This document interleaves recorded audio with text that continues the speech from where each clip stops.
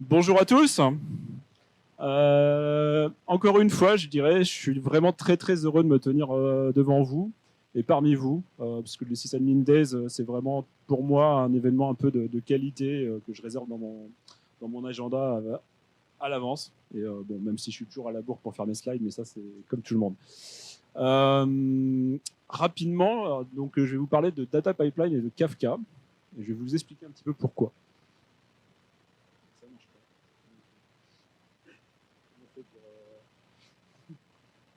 pas.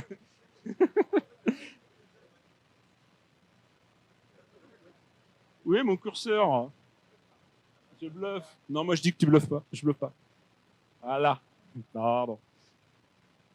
Et voilà, ça c'est le syndrome du manager. Il n'arrive plus à faire grand chose avec son PC.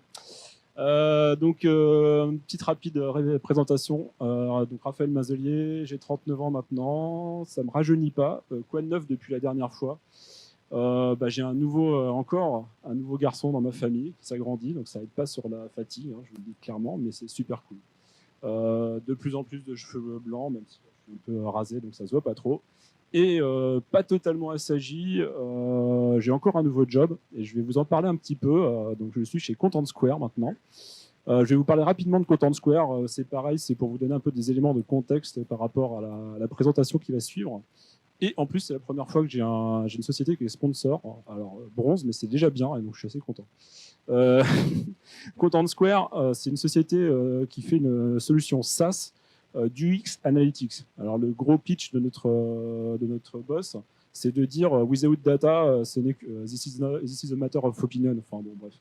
Donc, ce n'est qu'une opinion. Donc, en gros, ce qu'on fait, c'est qu'on collecte toutes les datas de vos sites web et on essaye de vous donner des indicateurs pour prendre des décisions sur vos sites, pour essayer de les améliorer, pour améliorer votre taux de conversion si vous êtes un e-commerçant, par exemple, mais pas que.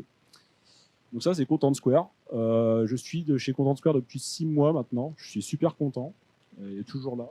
Même un polo. C'est pas pour être corporate, mais c'est parce qu'il est plutôt sympa, ce truc. Il est... Non, mais il est chaud.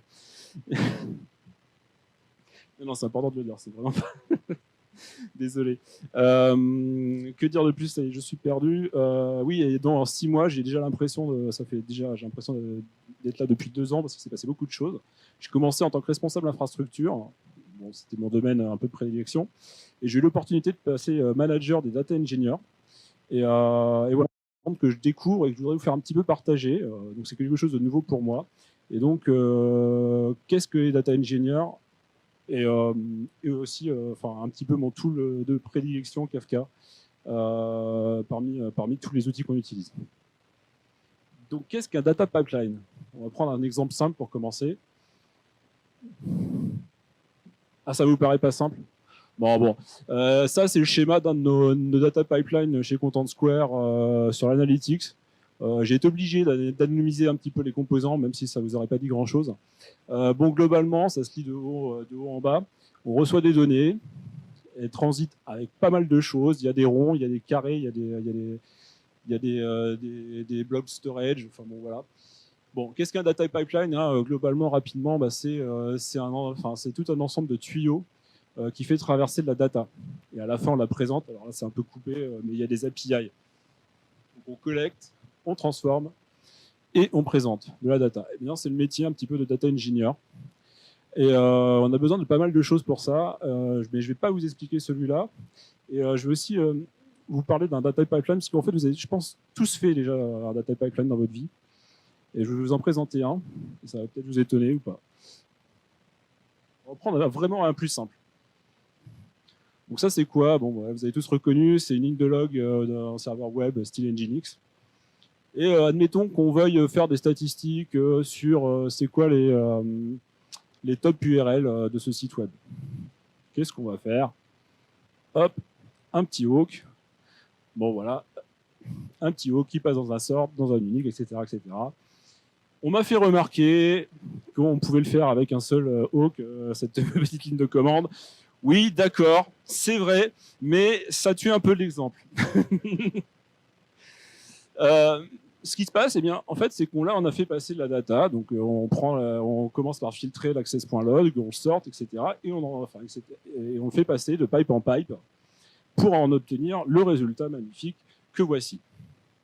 Eh bien voilà, je pense que vous avez déjà tous fait ce data pipeline-là. Et je pourrais m'arrêter là, voilà. Merci, c'était très intéressant. Bon, non, on va continuer un peu. Bon, sur Pipe, bon, c'est des rappels, mais c'est juste un peu pour fournir mon exemple. Donc vous connaissez hein, la théorie, hein, Pipe c'est vraiment le truc qui a fait un petit peu changer la manière de faire les choses sous Unix. Sans Pipe, il n'y aurait pas de composabilité.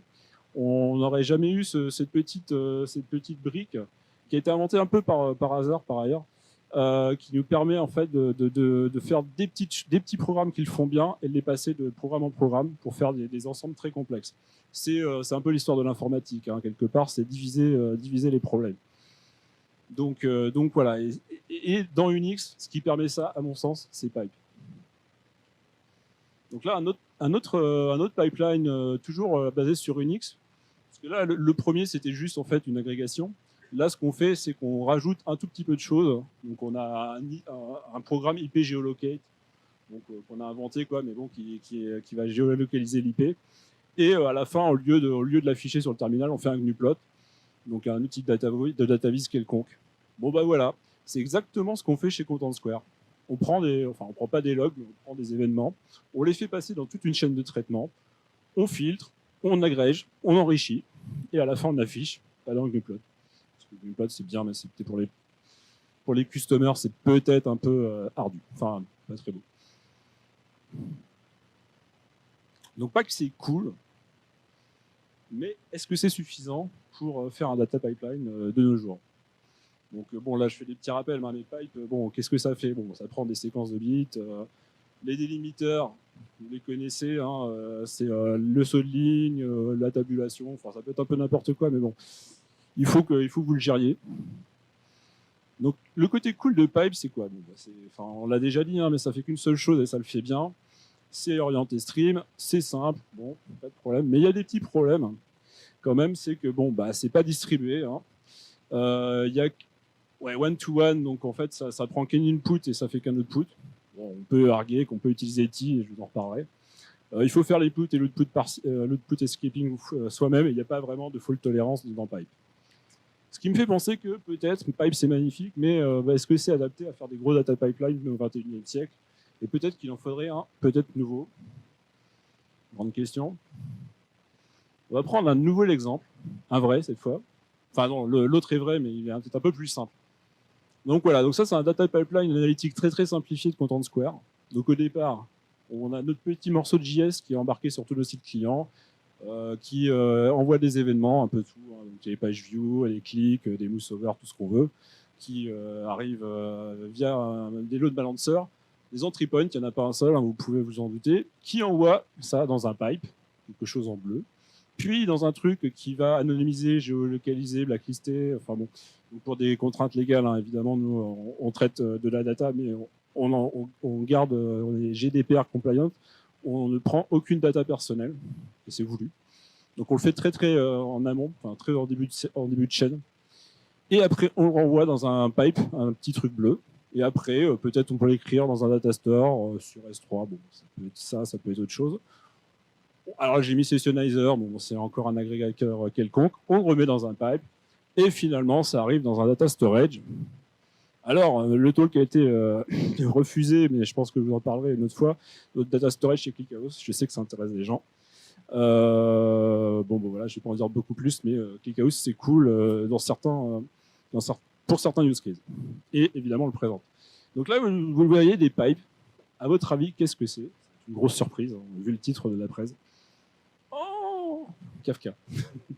Oui, on met tout dans Kafka. À chaque fois qu'on a une transformation, on passe de Kafka en Kafka, et ça nous permet plein de choses que je vais détailler.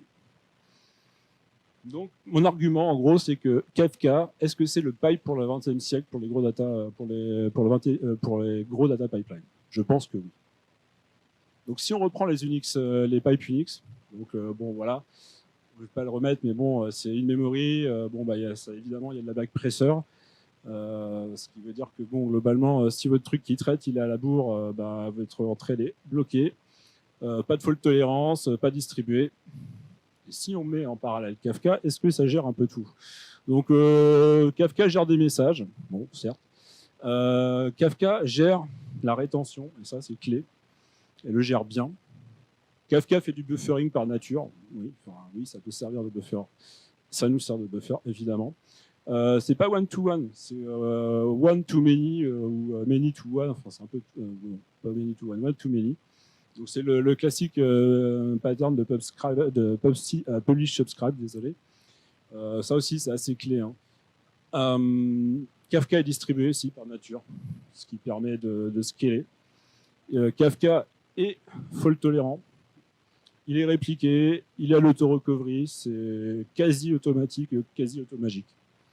Et Kafka nous permet de mettre à peu près ce qu'on veut, mais il a quand même un schéma.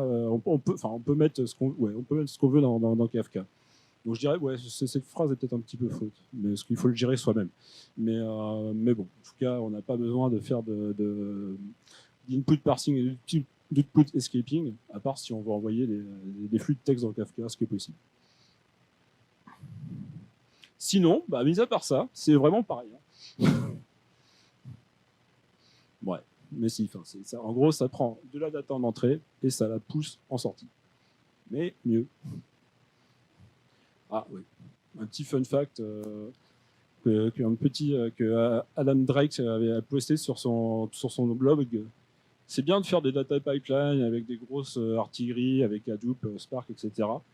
Parfois, le simple exemple que j'ai pu donner sur juste une command line avec des pipes à la suite peut être 235 fois plus rapide qu'un cluster Hadoop avec 60 nodes. C'est drôle, mais c'est vérifié. Enfin, donc mesurer, hein, ça sert à rien des fois de faire des trucs hyper compliqués. Donc voilà, c'est bien, mais un petit rappel pour qu'est-ce que Kafka. Donc Kafka, pour moi, en fait, bon, alors je l'ai déjà dit, hein, c'est le pipe distribué. Bon, c'est une plateforme de streaming distribuée. Généralement utilisé dans du publish subscribe, généralement utilisé pour du data du real time, s'il vous plaît. Pardon. Pas forcément pour du real time. D'ailleurs, dans nos pipelines, on a des endroits où ça bufferise gentiment, et puis toutes les 20 minutes, on va prendre ces data et en faire quelque chose. Pourquoi Kafka? Qu'est-ce que nous apporte Kafka? Enfin, pourquoi c'est bien? Parce qu'on pourrait utiliser autre chose, ce qui vient naturellement un peu quand on pense à des systèmes de messagerie, on pense à RabbitMQ. C'est pas tout à fait quand même la même chose. Alors, bon, je sais pas si vous avez déjà fait du Rabbit, mais bon, par rapport à Rabbit, Kafka, bon, premier point, c'est que c'est simple opérationnellement. Alors, Rabbit, vous me direz, c'est pas forcément ultra compliqué, mais alors là, c'est quand même beaucoup plus simple. Rabbit est aussi polyglotte, ça veut dire qu'on peut utiliser tous les langages de la Terre. Je mets un petit bémol, attention, comme dans toute technologie au lib client. Je le redis, les lib clients ne sont pas égales. Et, ça peut être un souci parce qu'il y a beaucoup de choses qui sont faites dans Kafka côté client. Kafka est scalable, ça c'est vrai, de manière très simple. Kafka fait du record retention, ce qui peut être le cas dans Rabbit, mais là c'est fait par nature et le fait beaucoup mieux. Ça handle la back pressure par nature aussi. Et peut-être pas le point le plus important, parce que c'est déjà pas mal, mais Kafka is fast, très rapide, et on ne peut pas faire beaucoup plus rapide parce que ça utilise du zéro copie. Donc là, dites-moi si on peut faire mieux que ça. En gros, ça lit du producteur et ça écrit directement vers le disque sans passer par l'userland. Et c'est lockless, oui, en plus, c'est magnifique. Donc là-dessus, c'est vraiment une grande forme de Kafka. Vous pouvez pousser vos machines à fond. Quelques concepts sur Kafka pour toujours comprendre un peu la suite. Alors on part de la gauche. Donc vous avez les producteurs, voilà. Bon, producteurs, ils produisent des messages et ils les envoient vers des brokers. Donc les brokers, en fait, si vous voulez, c'est l'instance de Kafka. C'est ce qui lit les messages. On ne sait jamais si on lit ou il les reçoit, mais bon, c'est pas grave. Des producteurs et qui va les écrire vers les consommateurs. Le broker gère, c'est l'intelligence, c'est le programme Kafka. Qu'est-ce qu'il fait? Il gère les topics, la réplication, la liste des consommateurs, etc. Pour ça, ils se basent aussi sur Zookeeper, parce qu'ils ne vont pas réinventer la roue, et donc Zookeeper gère gentiment tout ce qui est, comment dirais-je, coordination des services, donc élection des différents master leaders dans un cluster Kafka. Le point important, je vais peut-être le dire après, c'est la structure de Kafka. La structure de Kafka, c'est un log. Alors, c'est le truc le plus simple possible. Et donc là, on va prendre un topic. Alors, un topic, si vous voulez, c'est un sujet. Bah, oui, ça porte son nom. Donc, on peut avoir plusieurs topics par Kafka. Et si, par exemple, vous voulez, je ne sais pas, compter des chats ou des chiens, vous n'allez pas les mettre ensemble. Bon. Il y a une possibilité. Après, une autre possibilité, c'est de faire plusieurs clusters Kafka. Kafka est très simple. Il ne fait que de l'append only. Et eh bien, il reçoit quelque chose, un événement en 0, il le met, et puis il le veut 1, etc., etc. C'est d'une simplicité, je dirais, enfantine, mais c'est ça qui fait sa force. Et quand on lit, contrairement à d'autres systèmes, il ne détruit pas les messages ou il ne les met pas, enfin, il les marque pas comme lus, etc. Il ne fait que garder des offsets, des têtes de lecture, si vous voulez. Donc, il peut y avoir une ou plusieurs têtes de lecture en fonction du nombre de consumers que vous avez ou de consumer group. Donc, c'est très simple et c'est ça qui fait sa force. Un topic, donc ça c'était un topic, c'est bien, mais ça ne scale pas. Donc là, forcément, il est sur une seule machine. Si on veut commencer à pouvoir scaler, il faut partitionner ce topic en plusieurs partitions. Donc ça, c'est toujours le même topic, mais sauf qu'on en a fait 3. Donc c'est toujours la même chose. On fait de l'append only, mais par contre, on a choisi une clé de partitionnement et on les répartit. Ces partitions, c'est important, peuvent être sur des machines différentes, d'où le scaling. Ou pas. On peut mettre 1000 partitions. Bon, c'est pas une bonne idée, mais on peut mettre 1000 partitions sur la même machine. 1000 partitions, c'est jamais une bonne idée d'ailleurs. Mais voilà. Et donc, que dire de plus ? Eh bien, les writes sont répartis, oui, très important. Il faut bien choisir sa clé de répartition. On peut faire confiance au random. C'est, à mon sens, un peu mieux de réfléchir à ça. Je vais en reparler. Alors, si vous avez suivi, là, c'est bien. On a un consumer A, un consumer B qui sont à différents offsets. Donc là, on est classiquement dans le cas du PubSub. C'est pas mal, mais admettons qu'on ait plusieurs consumers parce qu'on veut scaler. Notre consumer, il fait beaucoup de process, CPU.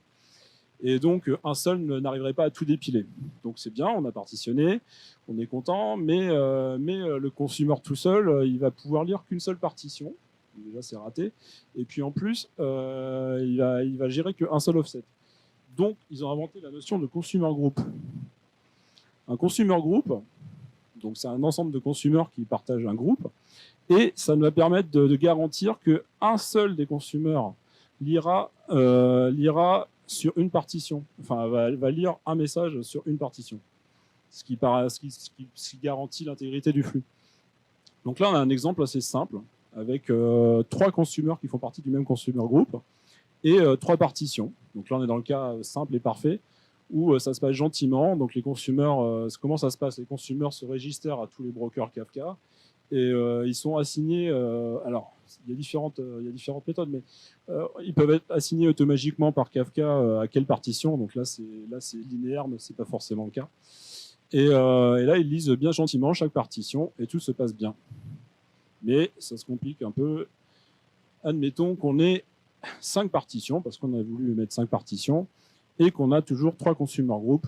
Alors là, on voit un truc, c'est que ça ne marche pas, puisque un consumer ne peut lire que sur une seule partition, enfin en tout cas, il n'y a qu'un seul consumer qui peut lire.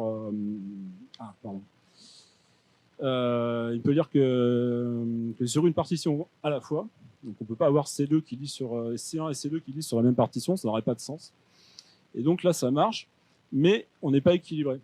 On voit que globalement, il y a C2 qui va prendre moins de charge parce qu'on n'a que 5 partitions. Encore pire. Là, on a mis 3 partitions, on a 4 consumers dans le même consumer group. Ces 4 ne fait rien puisqu'il ne peut strictement rien lire. Puisqu'il n'a plus de partition à sa disposition. Donc, faites Alors ça, c'est un premier comment dirais-je, conseil. Faites très attention au nombre de partitions. Pensez bien à en mettre suffisamment pour que vos consommateurs fassent quelque chose, et en mettre pas trop non plus, parce que j'ai un cas là, qui date de samedi soir, qui est assez rigolo, où on a partitionné donc un topic avec 1000 partitions. Bon, pourquoi pas.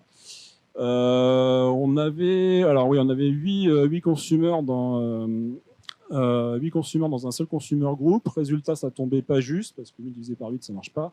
Enfin, ça marche pas. Enfin, ça marche, ça fait pas un modulo 0.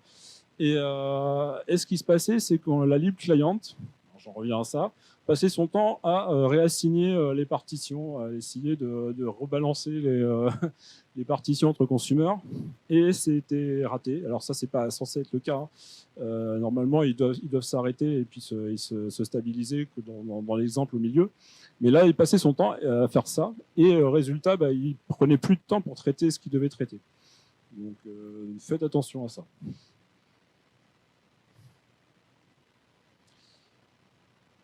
Alors, qu'est-ce qui se passe aussi, parce que ça c'est bien, mais bon, voilà, admettons qu'on n'ait pas mis assez de partitions. Alors quand on en a mis trop, c'est chiant.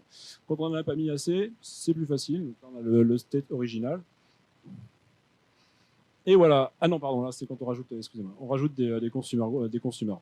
Donc oui, on n'a pas mis assez de consommateurs parce que voilà, on est à la bourre sur le traitement. Donc il y en a qui arrivent, et là ils vont se connecter gentiment au broker et ils vont se faire raciner en ligne. Enfin là en ligne, mais bon, c'est pareil, c'est pour l'exemple. Là on en rajoute 2, il y avait 5 partitions, tout se passe bien, c'est magique. C'est géré par Kafka, c'est géré par Kafka pour le coup. Ça c'est cool.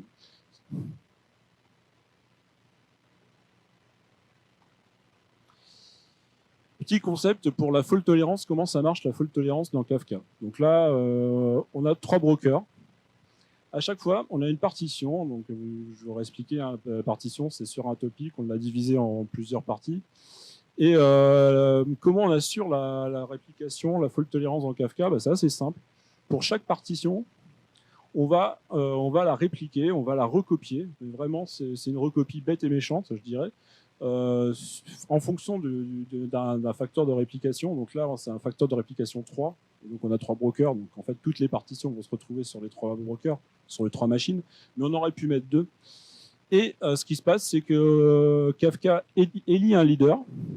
Le state est stocké dans Zookeeper. Et après, les autres partitions répliquées. Donc là, par exemple, prenons la partition 0 qui se trouve leader sur le broker 2. Partition 0 sur le broker 1 va suivre le leader, et que de même sur le broker 3. Et chaque broker, alors Kafka va être assez intelligent pour essayer de répartir les leaders en fonction des brokers. Mais là, on voit quand même qu'il y a un broker, le broker 2, qui en a 2 leaders. Donc il fait ce qu'il peut, hein. Quand ça tombe pas juste, ça tombe pas juste. Et donc ils ne font que ça, hein. Ils ne font que suivre l'offset du leader, et ils écrivent. C'est important de se rappeler que par défaut, dans Kafka, enfin non, c'est pas par défaut, c'est comme ça, les producteurs n'écrivent que sur le leader, ça semble logique, les consommateurs aussi. Donc quand on scale, faut pas croire que, enfin quand on rajoute des réplicas, faut pas croire que ça va faire scaler quoi que ce soit, hein. C'est juste pour garantir l'intégrité des données. Alors il y a des grandes questions, réplication facteur 3, 4, enfin comme vous voulez, ça c'est le nombre de nodes que vous voulez accepter de perdre avant de perdre de la data. Nous on a choisi 3 chez nous, mais on pourrait complètement remettre en question ce choix parce que ça coûte un peu de disque. Comment ça se passe? Alors juste, hein, donc voilà, on avait 3 brokers, c'était bien. Il y en a un qui vient de s'arracher pour X raisons. Donc il y avait le leader de la partition 2 qui était là. Eh bien, et grâce à Zookeeper, ils voient qu'ils sont plus, ils voient que les brokers 1 et les brokers 2 voient que le broker 3 il est cassé. Ils vont promouvoir des leaders et ça va se passer bien gentiment. Les followers vont continuer à follower les nouveaux leaders. Là, ça se passe toujours bien parce qu'on avait, ça se passe toujours bien. Ça commence à être un peu tendu, mais il ne reste plus qu'un broker, mais on a des leaders partout, mais plus de réplication. Et là, si on en perd un autre, il n'y a plus rien. Mais bon, j'aurais pu faire l'exemple avec un truc un peu mieux où on peut se retrouver dans des cas où on perd une partie des partitions. Ça arrive, c'est pas dramatique, ça peut revenir. Et quand ça revient, c'est rigolo. Donc là, les deux brokers sont revenus. Et alors là, il y a deux écoles. Donc par défaut, tous les leaders sont sur broker 2. Donc ça peut être bien. Donc soit on met un setting donc, que je vais vous donner là. Donc auto rebalancing enable à true. Donc ça va se remettre dans l'état initial. Ça peut être bien, mais bon, ça fait un petit peu forcément, comme ils ont pris du retard, ça fait un peu de sur le réseau. Sinon, on peut laisser ça en état. Et se dire, on va le faire gentiment à la main avec une superbe commande que je ne me rappelle plus. C'est ça. Nous, on préfère le faire à la main. En même temps, ça arrive assez peu souvent dans notre cas. Donc, voilà. Donc ça, c'est pour la réplication. Ça marche très bien. C'est d'une simplicité enfin, pas enfantine, mais c'est une simplicité simple, je dirais. Ça marche, c'est cool. Voilà. Donc ça, c'était pour Kafka. Et je parlais un petit peu de Kafka à Content Square. Kafka à Content Square, donc quelques nombres, ça vaut ce que ça vaut. Hein. Donc on a beaucoup d'environnements à Content Square, donc on a la production qui est la production, voilà. Le staging qui est les choses qui doivent vraiment partir en production, donc qui sont censées marcher. Et après, sur tous les lower environnements, j'ai mis qu'on en avait 12, mais en fait c'est hyper variable, ça va de 4 quand on fait rien, assez rare, à beaucoup, parfois 15-16. Donc des feature env. Donc actuellement, par exemple, on a une grosse refonte pour la sessionnisation. Donc on a un environnement feature qu'on a créé pour ça. On a un environnement de feature aussi pour le Black Friday pour tester un petit peu tous les scénarios de casse et de scaling. Donc voilà. On a deux main régions. Alors c'est plus vrai. On est en Europe et aux US, donc ça c'est fonction des clients, hein, parce qu'il y a des clients qui n'aiment pas avoir leurs données en Europe, ou inversement, qui veulent absolument avoir leurs données aux US. On est sur AWS, c'est pas secret. Ceci dit, on est en train d'ouvrir GCP parce que là c'est pareil, on a des clients qui n'aiment pas avoir leurs données sur AWS, qui n'aiment pas donner de l'argent à AWS. C'est triste, hein, c'est comme ça. Enfin, c'est triste, c'est à peu près, à la limite c'est légitime. GCP, c'est en bonne voie. Hein, mes collègues de la plateforme sont par là. Et, ça va être cool. On a, bon, là, c'est des chiffres informatifs qui peuvent varier, hein, mais bon, une vingtaine de clusters Kafka, à peu près 80 instances. Pareil pour les zookeepers. Alors on en a moins hein, parce qu'on les mutualise un petit peu. C'est pas forcément énorme, mais on collecte 5 terabytes de data par jour dans nos Kafka. Donc ça tourne un peu. Et on peut avoir des pics de 120K messages secondes sur le Kafka d'entrée. Donc c'est celui qui est le moins agrégé. Donc après, ça diminue. Et on a différents types de topologies pour Kafka. Donc on a les Kafka, deux principaux. Alors le plus simple, c'est le Kafka pour toute notre applicatif, tout notre front. Donc là, c'est vraiment plus un Kafka PubSub pour des événements. C'est-à-dire que les événements n'ont pas vraiment de payload. Donc là, on a clairement quelque chose qu'on aurait pu faire avec RabbitMQ. Et on a des Kafka pour l'équipe Data Engineer, où là, on est vraiment alors soit en streaming mode ou en pseudo-streaming mode, où là, on a beaucoup, assez intensif. Donc des fois, on a des throughputs à plus de 20 gigs ou ce genre de choses, avec des rétentions assez élevées. Donc il y a des Kafka où on peut garder jusqu'à 3 mois de data. Et un cluster typique sur notre prod, donc par exemple le premier donc qu'on appelle Kafka Raw, qui est composé actuellement de 12 brokers. Voilà. Et il doit y avoir un peu plus de disques que ça. J'ai dû me planter. Ça, c'est maintenant, pour le Black Friday, on upscale tout.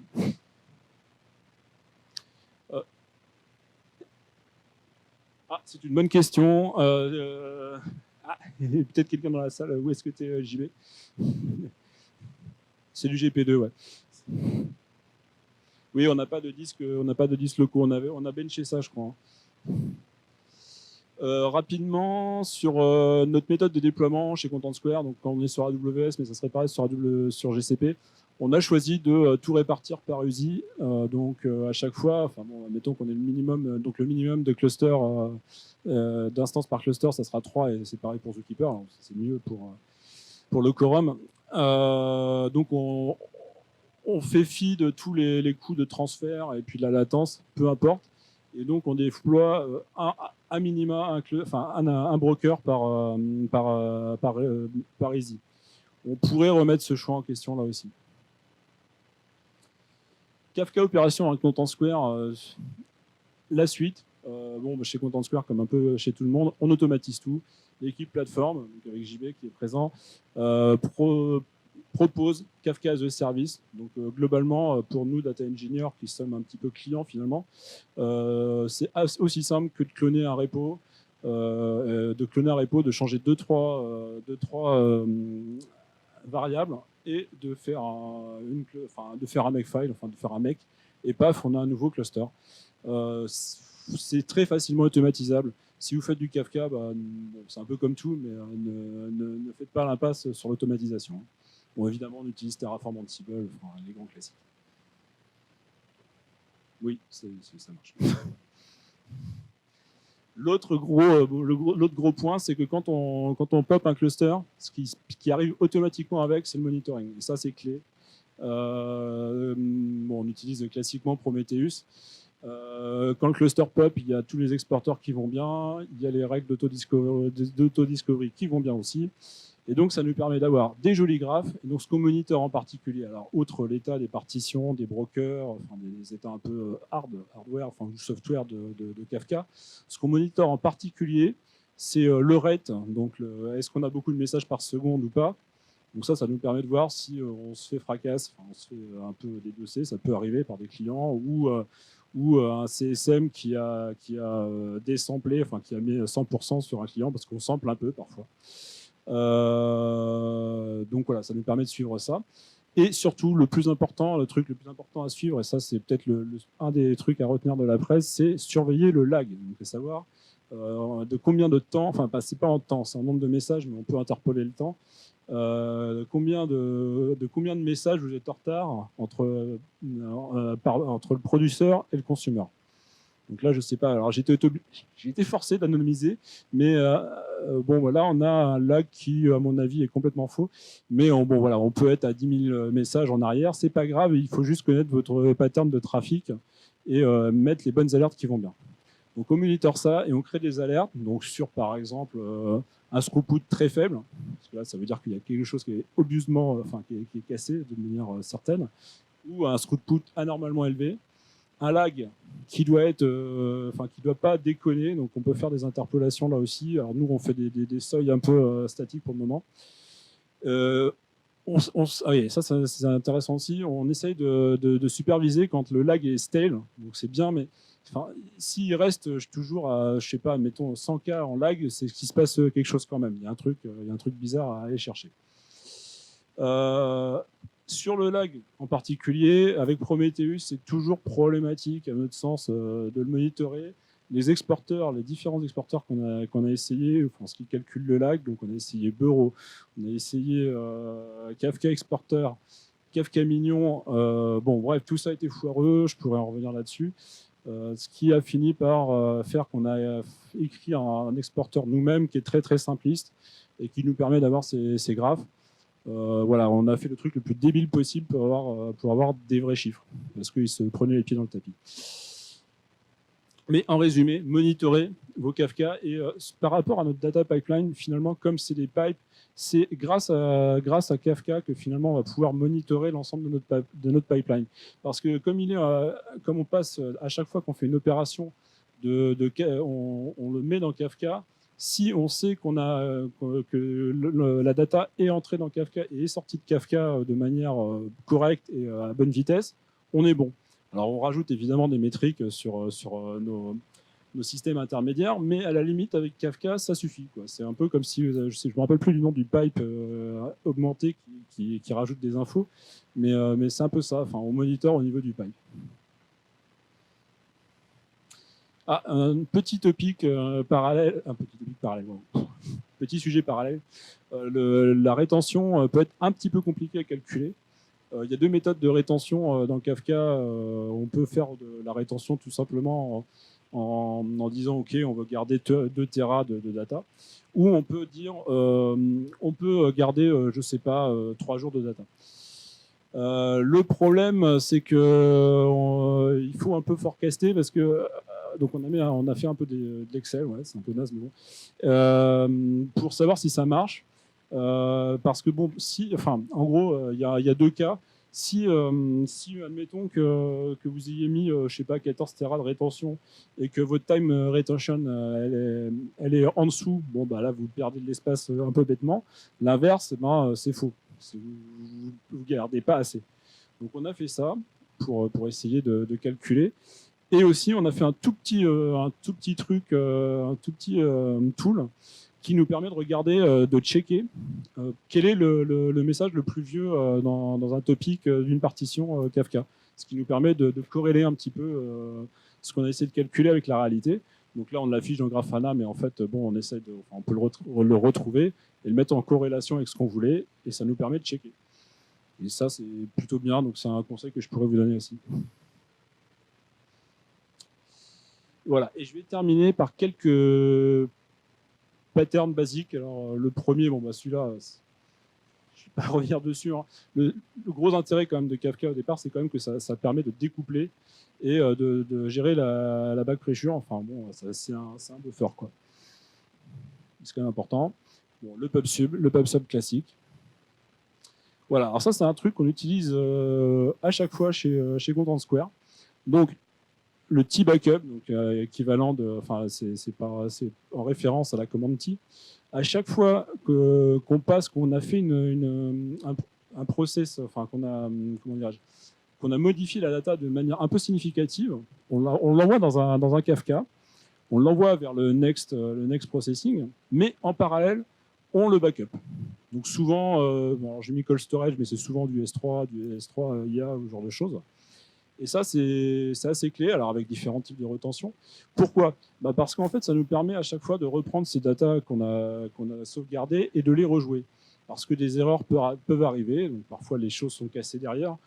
Ce qui arrive plus fréquemment, excusez-moi, c'est qu'il y a une logique qui a changé et on est obligé de reprocesser les datas parce qu'on a changé une méthode de calcul et qu'elle s'avère pas être optimale ou du moins compréhensible par les clients. Donc, à chaque étape de notre pipeline, on sauvegarde, avec plus ou moins de rétention, en fonction un peu de notre expérience, de savoir où est-ce que ça foire le plus, où est-ce qu'on a besoin de plus de rejouer les datas. Par exemple, au début, et aussi pour des raisons légales, on a très peu de rétention parce que ça nous arrive assez peu de perdre des datas au début. Enfin, en fait, ça ne nous est jamais arrivé. Ça, c'est un autre pattern qu'on utilise assez couramment. On écrit de la data dans Kafka, bon, c'est bien, mais cette data n'est pas complète. Alors là, donc on veut l'enrichir par quelques données que ce soit, donc des data externales. Donc là, on a un cas, par exemple, où on veut aller chercher des prix ailleurs, mais bon, ça pourrait être n'importe quoi. Il y a deux méthodes pour le faire. Donc soit on met cette brique d'enrichissement en coupure dans le pipeline. Donc ça me plaît moyennement parce que si cette brique d'enrichissement foire, l'ensemble du pipeline va foirer. Et en plus, elle ne concerne pas nécessairement l'ensemble des messages.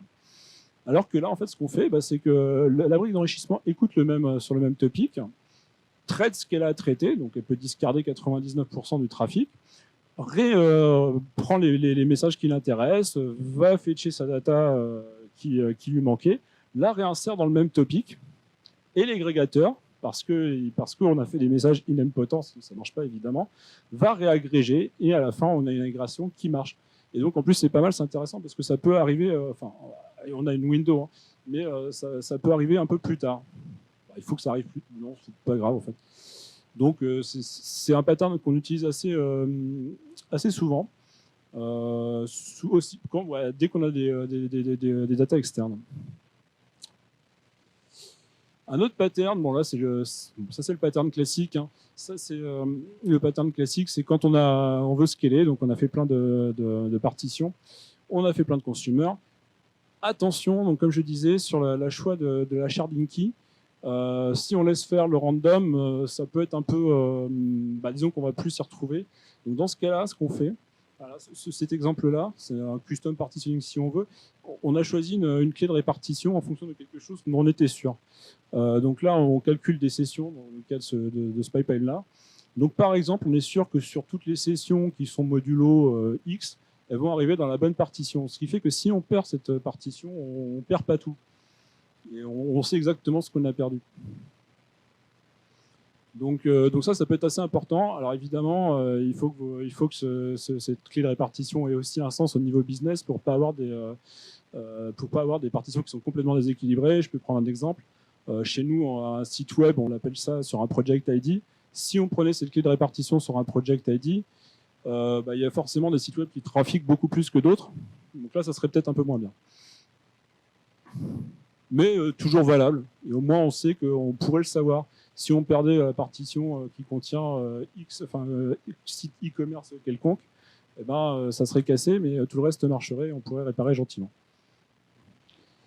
Et le dernier pattern qui est un peu étonnant, mais qui tient à la nature de notre base de données, notre data storage, donc ClickHouse.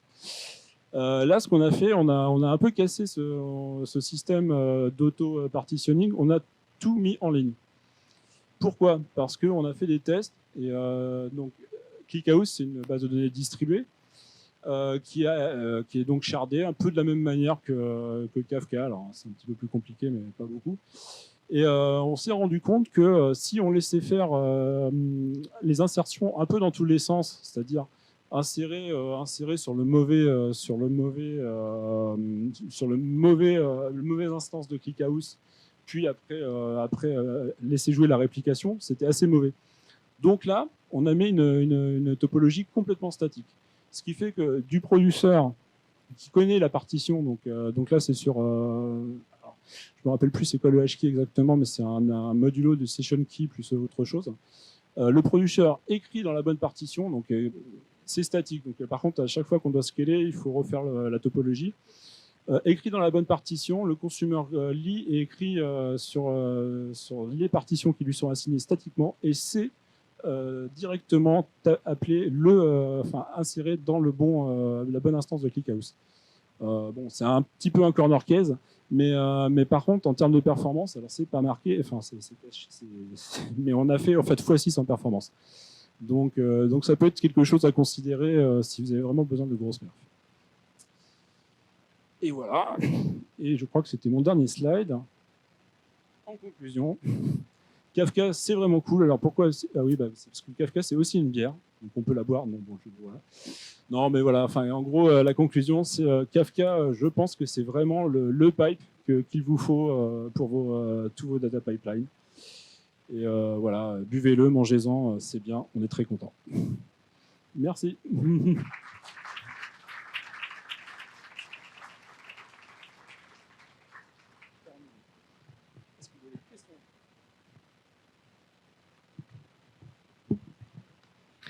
Merci Raphaël pour cette super présentation. J'ai une question sur la rétention et les T-pipelines. Comme j'imagine, donc tu as l'exemple que tu donnais, tu as deux consommateurs qui ne consomment pas forcément à la même vitesse, celui qui est enrichi.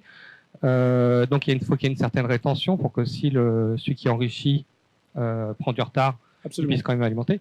Imaginons si l'enrichisseur il tombe en panne. Oui. Donc comment est gérée la rétention? Quand ça devient plein, il n'y a plus d'espace disque, est-ce que ça plante? Est-ce qu'il faut une intervention manuelle? Comment ça se passe? Alors ça s'arrête, effectivement, et donc il faut une intervention manuelle, et c'est bien pour ça qu'on a gardé les données avant, pour pouvoir les réenrichir après. Mais là, alors, dans ce cas-là très précis, donc on calcule ce qu'en termes de business on peut perdre. Donc, dans ce cas-là, c'est une semaine de souvenir.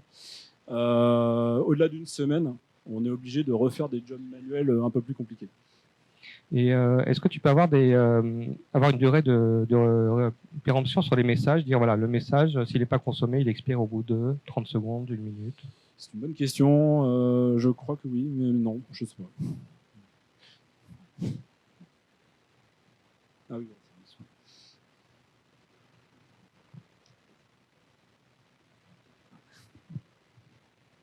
C'est juste une remarque. Tu lui dis à moitié, je pense qu'il faut le dire avec un peu plus d'insistance. C'est le paradigme de Kafka. La grande différence par rapport à Rabbit, c'est que c'est du at least once. Oui, absolument. Ça veut dire que tu peux passer plusieurs fois les messages. Donc il faut que tes chaînes de traitement soient codées de telle manière à ce que ce ne soit pas un problème. Oui, absolument. Alors d'ailleurs, je ne l'ai pas dit, effectivement, c'est une note que j'ai zappée. Il y a différents types de hacks, donc on peut aussi s'en foutre complètement. Les consommateurs peuvent ne pas hacker du tout.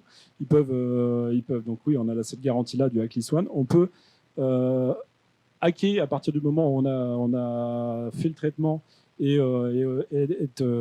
voilà. À l'envers, les producteurs, ils ont deux méthodes, donc ils peuvent aussi s'en foutre. Ils peuvent être acknowledgés à partir du moment où le leader a écrit, ou si le leader plus tous les réplicas. Ce que je ne conseille pas, mais enfin, ça peut être si vraiment on n'est vraiment pas perte de data. Un petit tip aussi que nous on a fait pour gagner vachement en perf. On est bare metal, nous, donc on gère le matos vraiment jusqu'en bas, et tu peux définir en fait plein de points de montage pour les données, et de fait attribuer un disque en direct. Oui, c'est très vrai. Alors on l'a fait aussi, même donc pardon. Donc on peut utiliser plusieurs disques GP2, et donc effectivement on répartit les partitions, les topics par disque. Ça marche aussi sur AWS. Ça me fait penser à autre chose. Oui, alors je l'ai montré. Là, on est multi-easy. On peut, enfin, il y a la notion de rack. Donc on peut un petit peu éviter les transferts inter-easy avec cette notion de rack qui est bien pratique. Je crois qu'on ne le fait pas, mais bon, on pourrait. Et du coup, ça évite d'avoir le coût du RAID hardware, ce genre de choses, et c'est géré par le. Oui, alors par contre, oui, vous n'êtes pas obligé d'avoir du RAID, parce que si vous mettez de la réplication factor 3.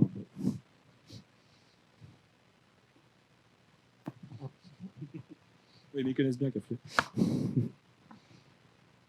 Bonjour, merci pour la presse. Est-ce que vous avez testé MSK sur AWS? Lequel? MSK. Non, on n'a pas testé. Alors ceci dit, on testera pas. Je vais te dire pourquoi. Parce qu'on a envie, tant que faire se peut, d'être agnostique du cloud. Donc là, je te parlais d'une migration. Enfin, c'est pas une migration en fait, c'est qu'on va être multi-cloud, nous sur GCP. Et donc voilà, on a envie d'utiliser des choses qui peuvent être déployables sur tous les clouds. Mais bon, voilà, dans une autre vie, on aurait pu le faire. Enfin, au tout début. Maintenant, c'est plus le cas.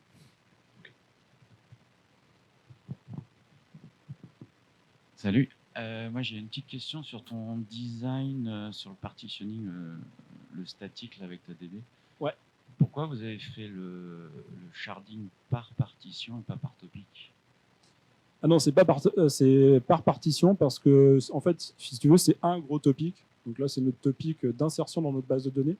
Et donc voilà, il est suffisamment gros pour qu'on doive le partitionner. Donc voilà, je sais pas si ça répond à la question, mais non, parce qu'en fait, la mécanique de scaling après, elle est compliquée. Ah bah là oui, là elle est volontairement compliquée parce qu'elle est complètement statique. Donc là, c'est ce que je disais, effectivement. Dès qu'on doit rajouter un consumer ou même un producteur, il faut c'est automatisé, hein, mais il faut changer les fichiers de mapping statique. Mais c'est juste pour s'assurer que ça soit vraiment en ligne. Et c'est pareil si on doit changer la topologie de notre cluster ClickHouse. C'était tellement gros en gain de perte que voilà, on a essayé de le faire au prix d'une certaine complexité opérationnelle, en effet. Parce que j'ai l'impression que ça pouvait être équivalent d'avoir un topic avec 3 partitions. Ah, on aurait pu faire ça. Avec la même vitesse et peut-être plus souple dans les opérations. Bonne remarque, je sais pas, faut que je challenge ça. On s'est posé la question là où je bossais avant, on fait aussi. Ouais, c'est une bonne remarque. C'est une bonne remarque. Intéressant. Je vais soumettre ça comme évolution à mes data eng préférés.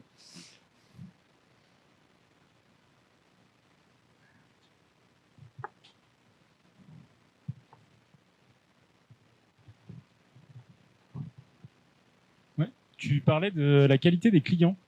Oui, c'est aussi un problème. Moi, je n'utilise pas Kafka, j'ai plutôt utilisé une expérience RabbitMQ. Et RabbitMQ, les clients sont souvent pas terribles.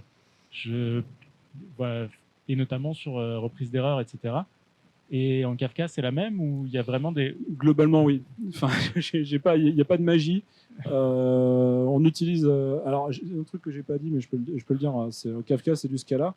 Donc, on a envie d'utiliser la lib Kafka, d'utiliser les consommateurs ou le producteur en Scala, ce qui est notre cas en grande partie. La lib est pas mal, mais on tombe dans des corner cases quand même. Dans d'autres langages, ça peut être pire. Alors, dans Node.js, on a des parties en Node.js où là, on a des choses où il va falloir qu'on... Ouais, non, on va pas recommencer là-dessus. Non, on a des parties légitimes en Node.js sur du front qui consomment du Kafka, et là, on a des soucis en particulier sur Go, un langage qu'on commence à introduire de plus en plus. C'est pareil, il y a 3 libs, il faut les tester. Il y en a qui sont mieux dans certains points, etc. Donc, c'est tester vos libs clients, tester vos implants. Et n'hésitez pas à remonter des bug fixes aux gens qui les font.